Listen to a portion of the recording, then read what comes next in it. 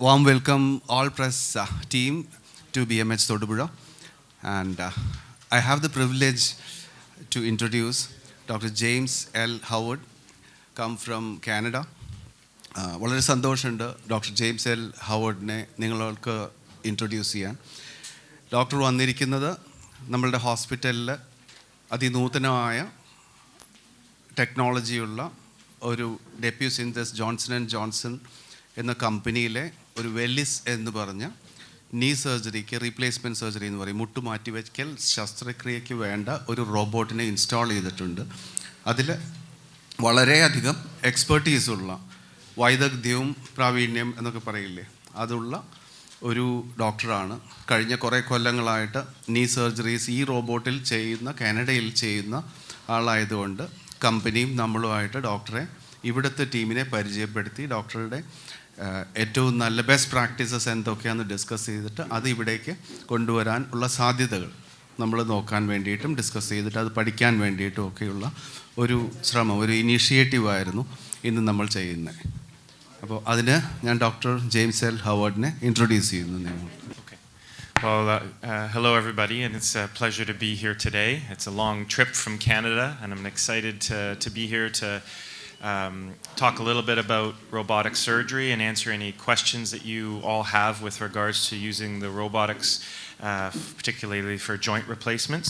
Just as a little bit of context, the city I come from is a couple of hours outside Toronto, which is the biggest city in Canada, and we have a training program that has over the last 5 years really focused on training in robotic surgery, and we have a number of the company's robots on site that are used every day for doing knee replacements and hip replacements. Velis is one of the ones I've used most commonly, and so it's exciting to see this technology expanding in other areas of the world. And as I understand it, it's a very new thing at our local hospital, your local hospital here, and so I'm happy to answer any questions at all. So also I would request a short introduction from our medical superintendent, Dr. Tommy. Hello, good morning. നമ്മൾ ഇന്നിവിടെ introduce ചെയ്യുന്ന ഒരു സർജൻ്റെ കൈയുടെ ഒരു എക്സ്റ്റൻഷനാണ് orthopaedic സർജൻസിൻ്റെ.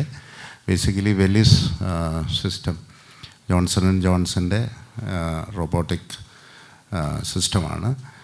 അതിനെക്കുറിച്ച് വാസ്തവത്തിൽ എനിക്ക് തോന്നുന്നു സർജൻസിൻ്റെ, അതായത് നമ്മുടെ കൈയുടെ ഒരു എക്സ്റ്റൻഷൻ, അല്ലാണ്ട് it's not robot who is doing the surgery.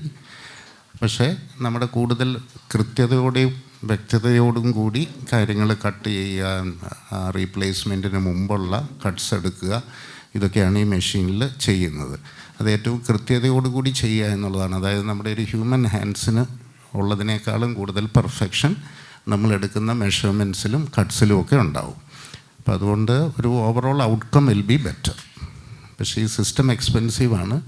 അപ്പോൾ ആ എക്സ്പെൻസ് വരുത്തുന്ന ഒരു ചെറിയ element of hike in the convention ഇതിനേക്കാളും ഉണ്ടാവും എന്നുള്ളതേ ഉള്ളൂ.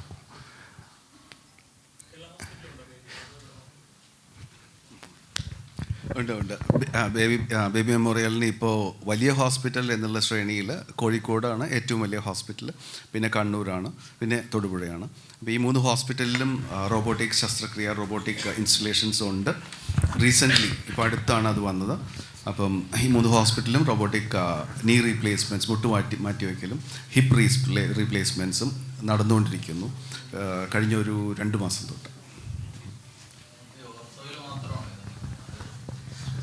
അതെ, ഈ ഒരു വെലിസ് എന്ന് പറഞ്ഞാൽ ജോൺസൺ ജോൺസൻ്റെ റോബോട്ട് ഓർത്തോ മാറ്റിവയ്ക്കൽ ജോയിൻ്റ് റീപ്ലേസ്മെൻറ്റ് സർജറീസിനാണ്, പ്രത്യേകിച്ച് മുട്ടുമാറ്റിവയ്ക്കൽ സർജറീസിനാണ് ഇത് യൂസ് ചെയ്യുന്നത്. ഡിമോൺസ്ട്രേഷൻ ബേസിൽ നടത്തിയിട്ടുണ്ടാകാം, പക്ഷേ ഇവിടെയാണ് ഇടുക്കിയിൽ ആദ്യമായിട്ട് ഹോസ്പിറ്റലിൽ ഈ ഒരു റോബോട്ടിക് ശസ്ത്രക്രിയ നടക്കുന്നതും റോബോട്ട് ഇൻസ്റ്റാൾ ചെയ്തിട്ടുള്ളതും. ഈ റോബോട്ടിക് ടെക്നിക് ഉപയോഗിച്ച് നമ്മൾ എന്തൊക്കെ പ്രോസസ്സാണ് ഇത് ചെയ്യുന്നത്? എന്നാൽ കംപ്ലീറ്റ്ലി റോബോട്ടിക് ആണല്ലോ. എന്തൊക്കെയാണ് റോബോട്ടിക് ടെക്നോളജി ഉപയോഗിച്ച് ഈ സർജറിയിൽ നമ്മൾ ചെയ്യുന്നത്? ഞാൻ അതിൻ്റെ ഒരു ഷോർട്ട് ആൻസർ പറഞ്ഞിട്ട് ബാക്കി ഡോക്ടർ ജെയിംസിന് കൊടുക്കാം. ഈ റോബോട്ടിക് ശസ്ത്രക്രിയ എന്ന് പറഞ്ഞു കഴിഞ്ഞാൽ ഒരു ഓർത്തോപെഡിക് മുട്ടുമാറ്റിവയ്ക്കൽ സർജൻ്റെ ആ പ്രെസിഷൻ എന്ന് വെച്ചാൽ എവിടെ വെട്ടണം, എന്നിട്ട് ആ ഇംപ്ലാന്റ് വയ്ക്കണം, ഈ ഉറഞ്ഞ് തേയ്മാനം പറ്റിയ ഭാഗം എത്രമാത്രം മുറിച്ച് കളഞ്ഞ് ഈ സ്പെഷ്യൽ ഇംപ്ലാന്റ്സ് തേയ്മാനം വരുന്ന സ്ഥലത്ത് സ്പെഷ്യൽ ഇംപ്ലാന്റ്സ് എവിടെ വെക്കണം, അത് എങ്ങനെ സ്യൂട്ടാവും, അതിൻ്റെ ആക്സിസ് എങ്ങനെയാണ്, എത്രമാത്രം ടിഷ്യൂ സാൽവേജ് ചെയ്യാമെന്ന് വെച്ചാൽ ഉള്ളത് നിലനിർത്താൻ പറ്റും എന്നുള്ളതൊക്കെ നോക്കി പ്ലാൻ ചെയ്ത് ഈ ഇംപ്ലാന്റ് വെച്ച് മാറ്റിവെക്കലാണ് മാറ്റിവെക്കൽ ശസ്ത്രക്രിയ. അതിൻ്റെ സക്സസ്സും അതിൻ്റെ ലോഞ്ചിവിറ്റിയും ഒക്കെ അതിൻ്റെ വെക്കുന്നതിൻ്റെ പ്രിസിഷൻ ഇതുപോലെ ഇരിക്കും, വൈദഗ്ധ്യം പോലെ ഇരിക്കും. അതിൽ റോബോട്ടിക് ചെയ്താൽ ഈ വളരെ അഡ്വാൻറ്റേജ് ഉണ്ട്. അതിൻ്റെ റിഫൈൻമെൻറ്റ്, പ്രസിഷൻ, അതിൻ്റെ സങ്കീർണതകൾ കുറവാണ്. പ്ലാൻ ചെയ്തിട്ടാണ് അതെല്ലാം ചെയ്യുക. വേദന കുറവായിരിക്കും, ടിഷ്യൂ മുറിക്കൽ കുറവായിരിക്കും. പിന്നെ അത് കൂടാതെ ഹോസ്പിറ്റലിൻ്റെ സ്റ്റേ നമ്പർ ഓഫ് ഡേയ്സും കുറവായിരിക്കും. അപ്പോൾ എല്ലാ കാര്യത്തിലും അഡ്വാൻറ്റേജ് ആണ് ഇത് കിട്ടുക. അതിൻ്റെ ഡീറ്റെയിൽസ് നമുക്ക് ഡോക്ടർ ജെയിംസ് ഒന്നുകൂടി എക്സ്പേർട്ടായിട്ടുള്ള കുറച്ചുകൂടി ഇലാബറേറ്റ് ആയിട്ട് നിങ്ങളോട് പറഞ്ഞു തരും. So I think one things that patients are sometimes concerned about when they first hear about having robotic surgery is that they're worried it's just a robot doing the surgery and the surgeon's not part of the procedure at all, and that is not true at all. The way to think about it is this is a very precise tool that the surgeon is using to execute the procedure. And so it's still the surgeon in charge, it's still the surgeon driving the robot, using the robot to make the cuts. And so it's still very much the surgeon doing the procedure. So I think patients sometimes are worried about that, and it's good to explain that to them, that this is just a more advanced tool, just like any other tool that you have in the hospital. As we develop more advanced tools, the doctors are still using those tools. The benefits of the robot is when we do knee replacements with our standard equipment, the way to think about it is we sort of aim for the same position and alignment for your knee replacement for everybody in this room. But we know that everybody in this room, their knees aren't necessarily the same, they're not the same position, and they haven't been their whole life. So what the robotic platforms let us do is execute the knee replacements with more precision and try to put them in a position that's unique and matches what that individual's knee wants to have. And it also means that compared to when I used to do my conventional knee replacements compared to my robotic knee replacements, the amount of soft tissue dissection I have to do is less, because with the robotic I can put the parts exactly where I want them to be and do less damage to any of the tissues when I'm doing that. And so it allows for, the way I would think about it, a little bit more personalization of the knee replacement with this technology. So still the surgeon, but allows the surgeon to be more precise and allows the surgeon to position things uniquely for each person to hopefully help them in the long term with that replacement. ഇതൊരു programme document ആണോ അതോ artificial intelligence use ചെയ്യുന്നുണ്ടോ? Just a second. I'll introduce Dr. O.T. George. എല്ലാവർക്കും പ്രത്യേകിച്ച് പരിചയപ്പെടുത്തേണ്ട ആവശ്യമില്ലെന്ന് തോന്നുന്നു doctor O.T. ജോർജിനെ. ഏറ്റവും ഫേമസ് ആയിട്ടുള്ള ഒരു ഓർത്തോപെഡിക് സർജനാണ്. Over to doctor O.T. George. Already programmed ആയിരിക്കും അതോ ആർട്ടിഫിഷ്യൽ ഇൻ്റലിജൻസ് യൂസ് ചെയ്തുകൊണ്ടാണോ റോബോട്ടിക്? It's all not programmed actually. പറഞ്ഞ മാതിരി തന്നെ പുള്ളി പറഞ്ഞില്ലേ, ഇപ്പോൾ ഓരോരുത്തരുടെ നീയും വ്യത്യാസമുണ്ട്. എല്ലാ നീ തന്നെയാണ്, പക്ഷേ ഓരോരുത്തരുടെ നീയും വ്യത്യാസമുണ്ട് അനാറ്റമിക്കലി. അപ്പം ഇതിൻ്റെ ഒരു അഡ്വാൻറ്റേജ് എന്ന് വെച്ച് കഴിഞ്ഞാൽ നമ്മൾ കസ്റ്റം മെയ്ഡ് മാതിരിയാണ്. എന്ന് വെച്ചാൽ ഓരോ നീക്കും അതിന് യോജിച്ച രീതിയിലാണ് നമ്മൾ ഈ ബോൺ കട്ട് എടുക്കുക. അപ്പോൾ നമ്മളൊരു നീ ജോയിൻ റീപ്ലേസ്മെൻറ്റ് ചെയ്യുമ്പോൾ അതിനകത്ത് ബോൺ കട്ട് എടുത്തിട്ട് ആർട്ടിഫിഷ്യലായിട്ട് ഇത് വെക്കുകയാണ് ചെയ്യുന്നത്. അപ്പോൾ ഇതിനകത്തൊരു അഡ്വാൻറ്റേജ് എന്ന് വെച്ച് കഴിഞ്ഞിട്ടുണ്ടെങ്കിൽ ഭയങ്കര പ്രിസൈസ് ആയിരിക്കും. സോഫ്റ്റ്, അതായത് നമുക്ക് ഈ പെയിനൊക്കെ കൂടുതൽ ഉണ്ടാകുന്നത് നമ്മൾ അതിനകത്ത് ചുറ്റുമുള്ള മസിൽസൊക്കെ കൂടുതൽ കട്ട് ചെയ്യുമ്പോഴാണ്. പക്ഷേ ഇതിൻ്റെ ഇൻസിഷൻ റിലേറ്റീവ്ലി ചെറുതാണ്. ആൻഡ് സോഫ്റ്റ് ടിഷ്യൂ ഡാമേജ്, അതായത് നമ്മൾ മസിൽസും അതുപോലെ അതിൻ്റെ ടെൻഡനും ഫേഷ്യയൊക്കെ നമ്മൾ ഡിസെക്റ്റ് ചെയ്യുന്നത് വളരെ കുറവാണ്. ബിക്കോസ് ഇറ്റ്സ് ഒരു ബോണി പ്രൊസീജിയറായിട്ടാണ് നമ്മൾ കരുതുന്നത്. പണ്ട് ഞങ്ങൾ കൺവെൻഷനലായിട്ട് അസീസായിട്ടുണ്ട്. കൺവെൻഷനലായിട്ട് നമ്മൾ നീ ജോയിൻറ്റ് റീപ്ലേസ്മെൻറ്റ് ചെയ്യുമ്പോൾ that was considered as a soft tissue procedure എന്നാണ് പറഞ്ഞിരുന്നത്. പക്ഷേ ഇപ്പം അങ്ങനെയല്ല. It is a really a bony procedure. എന്ന് വെച്ചാൽ ബോൺ മാത്രമാണ് നമ്മൾ ഡ്രസ് ചെയ്യുന്നുള്ളൂ. അതായത് ഓരോരുത്തരുടെ നീ അനുസരിച്ച് നമ്മൾ ഈ പ്രോസസ്സ് ഓരോ 5 മില്ലിമീറ്റർ 5 മില്ലിമീറ്റർ നമുക്കുള്ള സൈസസ് അവൈലബിൾ ആണ് അതിനകത്ത്. അപ്പോൾ നമുക്ക് ഓരോരുത്തരുടെയും നീഡ് അനാറ്റമി അനുസരിച്ച് ആവശ്യമുള്ള ബോൺ മാത്രം നമ്മൾ അതിനകത്ത് കട്ട് ചെയ്യുന്നുള്ളൂ. So that recovery will be better, pain കുറവായിരിക്കും, ഇൻസിഷൻ ചെറുതായിരിക്കും, and precision will be very very very accurate. ഞാൻ ക്ലാരിറ്റിക്ക് വേണ്ടി ചോദിക്കുന്നതാണ്. അതായത് ഒരു ഡോക്ടർ സ്വാഭാവികമായിട്ട് പരിശോധിച്ച്, ഓരോരുത്തരും ഡിഫറൻസ് ആയിരിക്കും എന്ന് പറഞ്ഞല്ലോ. അപ്പോൾ ഡോക്ടർ സ്വാഭാവികമായിട്ടും പരിശോധിച്ച് അതിനനുസരിച്ച് ആ എക്യുപ്മെൻറ്റ് നമ്മൾ പ്രോഗ്രാം ചെയ്യുന്നുണ്ടോ എന്നുള്ളതാണ് ഞാൻ ചോദിച്ചത്. എന്ന് വെച്ചാൽ നമുക്കൊരു ബോണിൽ നമ്മൾ ഇതിനകത്താണെങ്കിൽ നമ്മളൊരു 13 പോയിന്റ് നമ്മൾ സെലക്ട് ചെയ്ത് റോബോട്ടിന് കൊടുക്കുകയാണ് ചെയ്തത്, കമ്പ്യൂട്ടറിന് കൊടുക്കുകയാണ് ചെയ്തത്. കമ്പ്യൂട്ടർ തിരിച്ച് നമുക്ക് ഇത് പ്രോഗ്രാം ചെയ്തിട്ട് തരും. പക്ഷേ നമ്മുടെ ഹാൻഡ് എല്ലായിടത്തും ഉണ്ടായിരിക്കും. We don't believe computer 100%. പക്ഷേ നമ്മൾ അതനുസരിച്ച് ഇപ്പോൾ എന്തെങ്കിലും നമുക്കൊരു കുറച്ച് മാറ്റം വരുത്തണമെന്നുണ്ടെങ്കിൽ ഏത് രീതി വേണേലും, ഒരു കൺവെൻഷൻ എന്ന് പറഞ്ഞാൽ പണ്ട് നമ്മൾ ചെയ്തുകൊണ്ടിരുന്ന റോബോട്ട്, അതിന് നമുക്ക് 2 രീതിയിൽ നമുക്ക് അഡ്രസ് ചെയ്യാൻ പറ്റുള്ളൂ. ഒന്ന് അതിൻ്റെ ഒരു കൊറോണ ആംഗിൾ എന്ന് പറയും, ദെൻ ഒരു സജറ്റൽ ആംഗിൾ. അതിനകത്ത് നമുക്ക് റൊട്ടേഷൻ ചെയ്യാൻ പറ്റില്ല, നമുക്കിങ്ങനെ തിരിച്ച് ഫ്ലെക്ഷൻ എക്സ്റ്റൻഷൻ എന്ന് പറയും, അത് ചെയ്യാൻ പറ്റില്ല. ബട്ട് ദിസ് ഇസ് ഫ്ലെക്ഷന് എക്സ്റ്റൻഷൻ ഉണ്ട്, പിന്നെ റൊട്ടേഷൻസ് ഉണ്ട്, അതുപോലെ തന്നെ അണ്ടർ പൊസിറ്റീവ് കൊറോണ. ഈ എല്ലാ ആംഗിളിലും നമുക്ക് അഡ്ജസ്റ്റ് ചെയ്യാൻ പറ്റും. സോ ദാറ്റ് ഈ പ്രോസസ്സസ് വയ്ക്കാൻ വേണ്ടിയിട്ട് നമ്മളധികം സോഫ്റ്റ് ടിഷ്യൂ റിലീസ് ചെയ്യേണ്ട ആവശ്യം വരില്ല. അത് ഓൺ ദ ടേബിളിലാണ് നമ്മൾ പ്രോഗ്രാം ചെയ്യുക. ബിഫോർ ദ സർജറി തലേദിവസം ഒന്നും നമുക്ക് ഒന്നും പ്രോഗ്രാം ചെയ്യേണ്ട കാര്യമില്ല. We do everything on the table.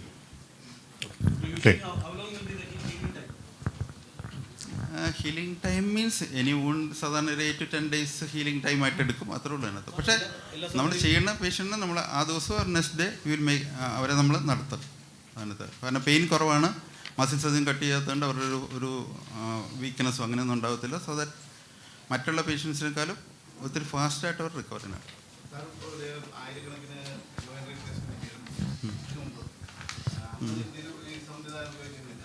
ഇല്ല, ഇതിപ്പോൾ ഈയിടെയാണ് ഇത് ഒരു പോപ്പുലറായി തുടങ്ങിയത് അതിനകത്ത്.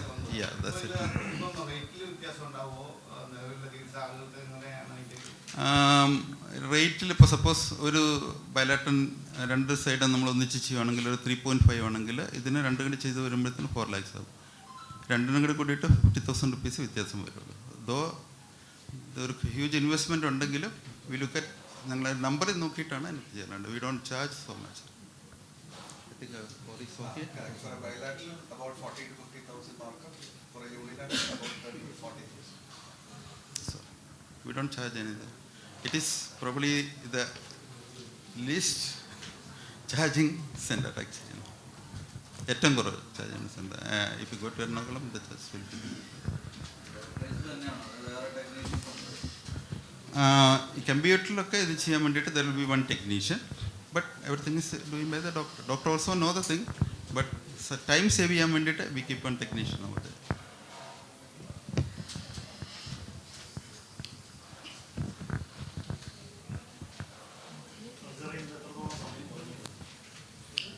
ആക്ച്വലി ഇതിന് സമയം കുറയല്ല ചെയ്യണത്. We take another. ഇന്നിപ്പം ഞാൻ രാവിലെ ഒരു ബൈലാറ്ററൽ നീച്ച് സാധാരണഗതിയിൽ 2 കൂടി ചെയ്യുമ്പോൾ ഒരു 1.5 മണിക്കൂറാണത്. ഇന്നത്തെ ഇതിനകത്തേക്ക് I think 10 minutes extra for each സൈഡിന്. 2 കൂടി ചെയ്യാൻ ഹാർഡ്ലി 2 മണിക്കൂർ ഞങ്ങൾ എടുത്തിട്ടുള്ളൂ. മേ ബി എല്ലാവർക്കും 10 minutes ഒക്കെ 15 minutes കൂടുതലായിരിക്കും. അതിന് കുറച്ച് കാൽക്കുലേഷൻസ് ഉണ്ട് അതിനകത്തേക്ക്.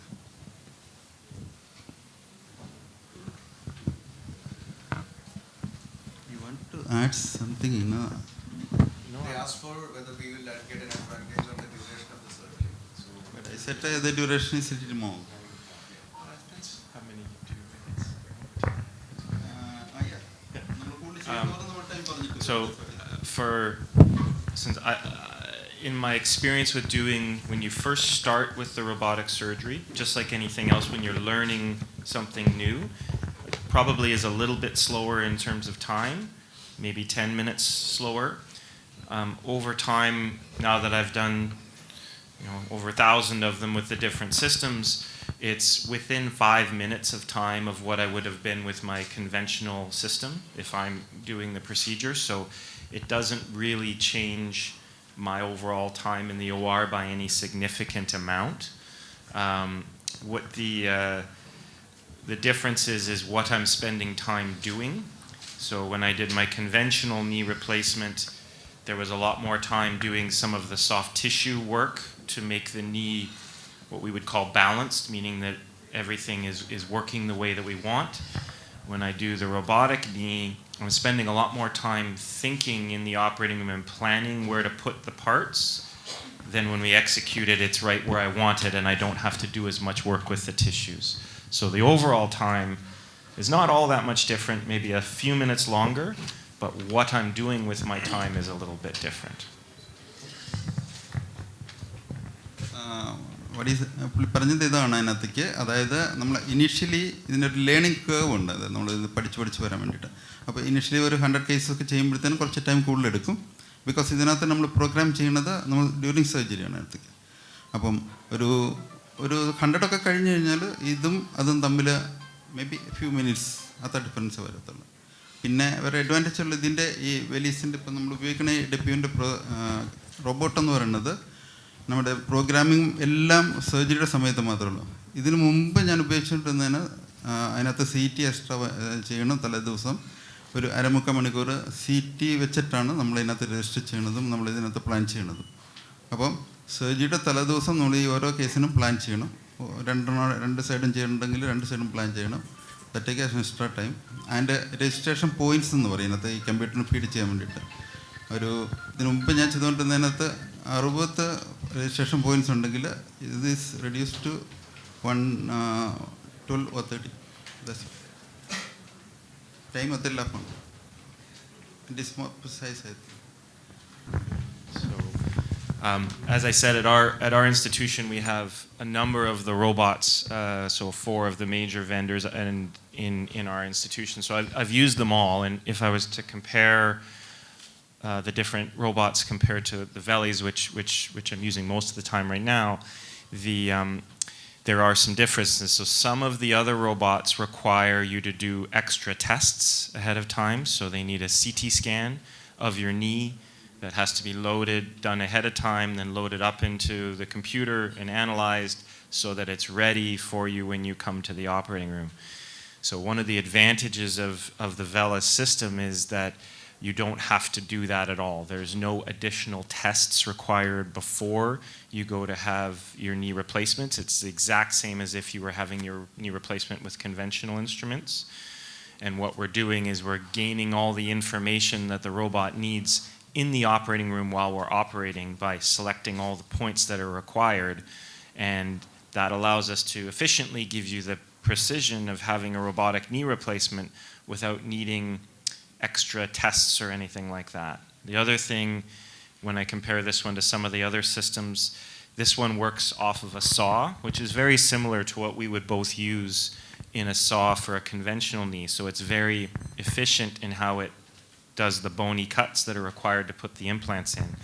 Some of the other systems work off other systems or other mechanisms like a burr, which may not be as quick to do the surgeries because it's a little slower particularly when you're getting used to that. So the advantages I find with the Velis is how efficient it is at allowing me to execute the surgery, and it doesn't mean any more tests or any more costs ahead of time.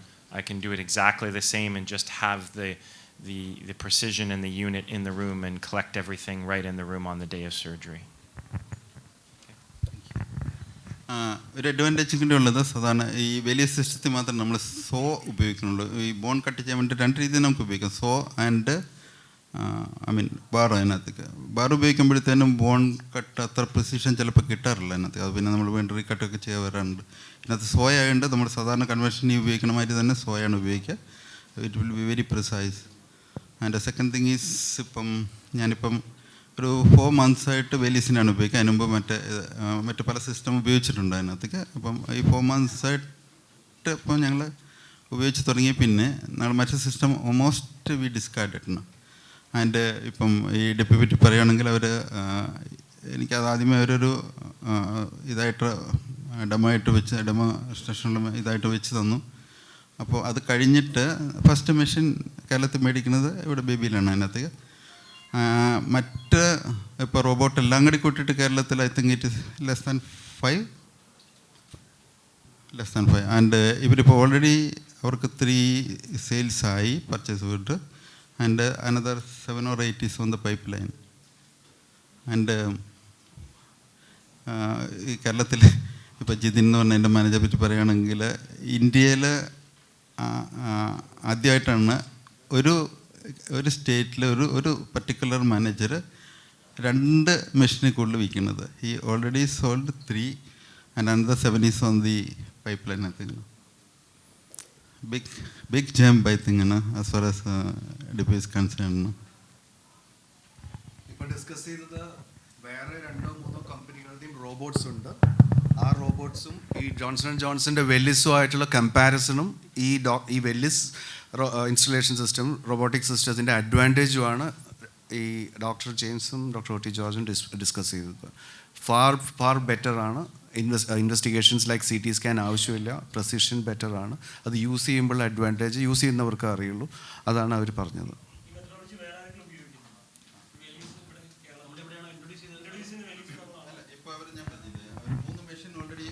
Sales കഴിഞ്ഞു കേരളത്തിൽ, different part of Kerala. And ഒരു 7 എണ്ണം കൂടി അവർക്കിപ്പം on discussion. So that they are going to touch 10 this year I think. Big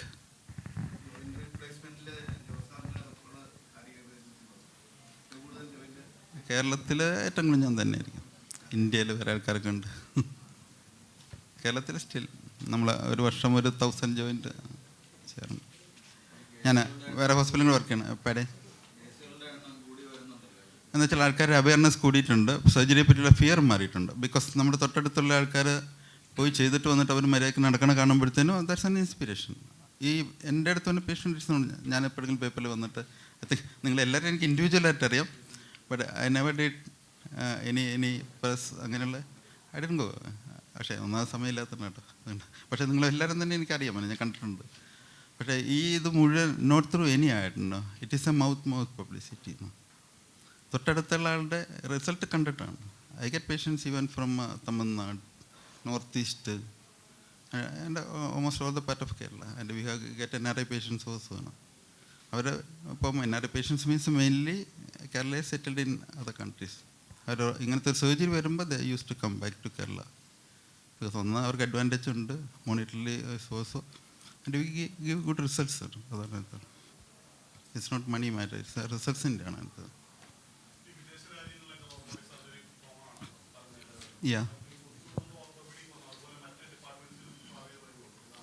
അല്ല, robotic surgery ഇത് ഞങ്ങൾ ഇപ്പം പറയുന്നത് ഒൺലി അബൌട്ട് നീ. മറ്റ് ഡിപ്പാർട്ട്മെൻ്റ് ഉണ്ട്, യൂറോളജി അവരുടെ ഡാവിഞ്ചി എന്ന് പറഞ്ഞിട്ട് ജപ്പനീസ് അവൈലബിൾ ആണ്. അത് പ്രസിഷൻ്റെ കാര്യത്തിൽ ഇപ്പം യൂറോളജി ഡിപ്പാർട്ട്മെൻറ്റ് നന്നായിട്ട് ഉപയോഗിക്കുന്നുണ്ട്. ഗൈനക്കോളജി ഉണ്ട്, ജനറൽ സർജൻസ് ഉണ്ട്, and everywhere it is there. Brain, spine. പ്രൈസാണ് ഒരു ഹിൻഡ്രൻസ്. ഇപ്പം ഇതിന് ഓൾമോസ്റ്റ് 3.5 ഒരു റോബോട്ടിക് മെഷീൻ ആകുക. ഈ ഡാമേജ് എന്ന് പറഞ്ഞിട്ട് ഇപ്പം നമ്മളൊരു പ്രോസ്റ്റേറ്റ് അങ്ങനെയൊക്കെ ഉള്ളതിന്, അല്ലെങ്കിൽ യൂറോളജി അതുപോലെ സോഫ്റ്റ് ടിഷ്യൂ ഇതിനുള്ളതിന് something around 20 crores. Price is a hindrance. But it's available ആണ് ഡാവിഞ്ചി ഇപ്പം സോഫ്റ്റ് ടിഷ്യൂ സർജറി കൊണ്ട്. കേരളത്തിൽ I think around 10 installations different part.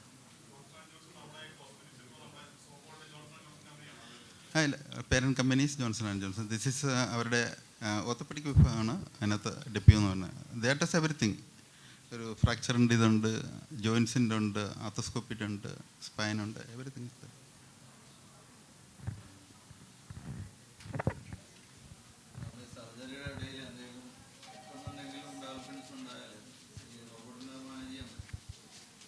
അങ്ങനത്തെ എന്തെങ്കിലും ഉണ്ടാവുകയാണെങ്കിൽ നമ്മൾ തന്നെ ആയിരിക്കും മാനേജർ.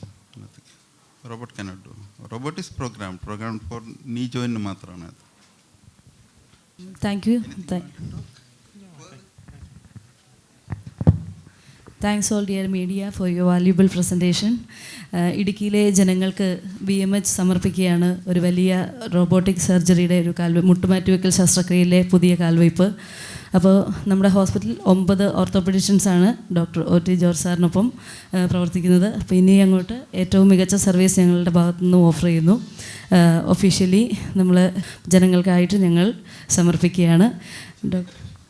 15 ഡേയ്സിനുള്ളിൽ നമ്മൾ രണ്ടാമത്തെ സർജറി കംപ്ലീറ്റ് ആയിട്ടുണ്ട്. അപ്പോൾ ഇനി ജനങ്ങൾക്ക് ഏറ്റവും വിശ്വസ്തതയുള്ള സ്ഥാപനമായി നിങ്ങൾക്ക് ഞങ്ങളുടെ ഭാഗത്തുനിന്ന് ഉറപ്പ് നൽകുന്നു. Please hand over to the to hand over the same each other. ജില്ലയിലെ ഏറ്റവും വലിയ ഓർത്തോപീഡിക് വിഭാഗമാണ് എന്നും കൂടി എല്ലാവരോടും സന്തോഷപൂർവ്വം ഞങ്ങൾ അറിയിക്കുകയാണ്.